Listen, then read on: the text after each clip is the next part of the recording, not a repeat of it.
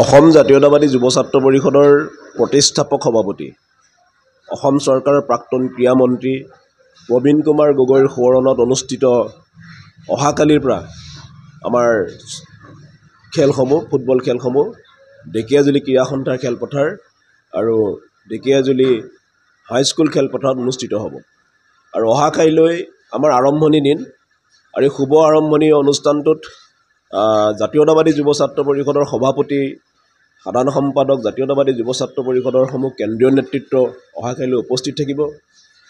অহাকাইলৈ শুভ আৰম্ভণি অনুষ্ঠানটোত জাতীয়তাবাদী যুৱ ছাত্ৰ পৰিষদৰ পতাকা উত্তোলন শ্বহীদ তৰ্পণ প্ৰবীণ গগৈলৈ শ্ৰদ্ধাঞ্জলি জনোৱাৰ উপৰিও জাতীয়তাবাদী যুৱ ছাত্ৰ পৰিষদৰ প্ৰাক্তন সতীৰ্থ অসমৰ সকলোৰে প্ৰাণৰ শিল্পী জুবিন গাৰ্গলৈ আমাৰ গভীৰ শ্ৰদ্ধাঞ্জলি নিবেদন কৰা হ'ব আৰু এই শ্ৰদ্ধাঞ্জলি নিবেদন কৰিব জনপ্ৰিয় কণ্ঠশিল্পী মানস ৰবীন ডাঙৰীয়াই আৰু অহাকালিলৈ আমাৰ যিখন আৰম্ভণি খেলখন আনুষ্ঠানিকভাৱে উদ্বোধন কৰিব আন্তঃৰাষ্ট্ৰীয় ফুটবল খেলুৱৈ স্বাধীন ডেকা ৰজা। তেখেত ইতিমধ্যে ঢেকীয়াজুলি পালেহি ডিব্ৰুগড়ৰ পৰা।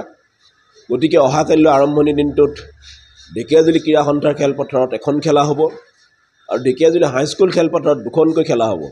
গতিকে অহাকাইলৈ এই খেলসমূহ উপভোগ কৰিবলৈ আমি সমূহ ঢেকীয়াজুলিবাসী ক্ৰীড়া অনুৰাগী ৰাইজক আমি আমন্ত্ৰণ জনাইছোঁ। আৰু দ্বিতীয়তে 13 তাৰিখ 14 তাৰিখ আৰু 15 তাৰিখে দুখন ছেমিফাইনেল হ'ব। 16 তাৰিখে চূড়ান্ত খেলখন অনুষ্ঠিত হ'ব। এই খেলসমূহ উপভোগ কৰিবলৈ আমি ঢেকীয়াজুলিবাসী ৰাইজক ক্ৰীড়া অনুৰাগী ৰাইজক আমি আপোনালোকৰ জৰিয়তে আমি অনুৰোধ কৰিছোঁ। আমি বহুতকে আচলতে গৈ মেইনলি চিঠি পত্ৰও দিব পৰা নাই। গতিকে ৰাইজে আহি এই খেলখন উপভোগ কৰক আৰু জাতীয়তাবাদী যুৱ ছাত্ৰ পৰিষদৰ প্ৰতিগৰাকী কৰ্মীক উৎসাহিত কৰক। আৰু জাতীয়তাবাদী যুৱ ছাত্ৰ পৰিষদে অকল ৰাজপথতে জাতিটোৰ হকে আমি সংগ্ৰাম নকৰি আমি সাংস্কৃতিক লাইন আৰু সাংস্কৃতিক সাহিত্য লাইনৰ উপৰিও আমি ক্ৰীড়াক আগুৱাই নিয়াৰ স্বাৰ্থতেই যুৱ ছাত্ৰ পৰিষদে আচলতে ফুটবল প্ৰতিযোগিতা ভলীবল প্ৰতিযোগিতা বিভিন্ন ধৰণৰ খেল প্ৰতিযোগিতা আমি আয়োজন কৰোঁ। গতিকে জাতীয়তাবাদী যুৱ ছাত্ৰ পৰিষদৰ সমূহ কেন্দ্ৰীয় নেতৃত্ব জিলা সমিতিসমূহে ইয়াত অংশগ্ৰহণ কৰিব। 16খন জিলা সমিতি ইয়াত অংশগ্ৰহণ কৰিব। সমূহ জিলা সমিতিৰ দলসমূহক আমি জিলা সমিতিসমূহে ইতিমধ্যে আজি আহি আছে, অহাকাইলৈও আহিব, তেওঁলোকে লৈ আহিব। আমি সকলোকে আদৰণি জনাইছোঁ আৰু চূড়ান্ত খেলখনলৈ আমি মুখ্য অতিথি হিচাপে আমন্ত্ৰণ কৰিছোঁ অসম সন্তান আমাৰ BCCIৰ সম্পাদক দেৱজিলন শইকীয়া ডাঙৰীয়াক আমি ইতিমধ্যে আমন্ত্ৰণ কৰিছোঁ, তেওঁ আহিব।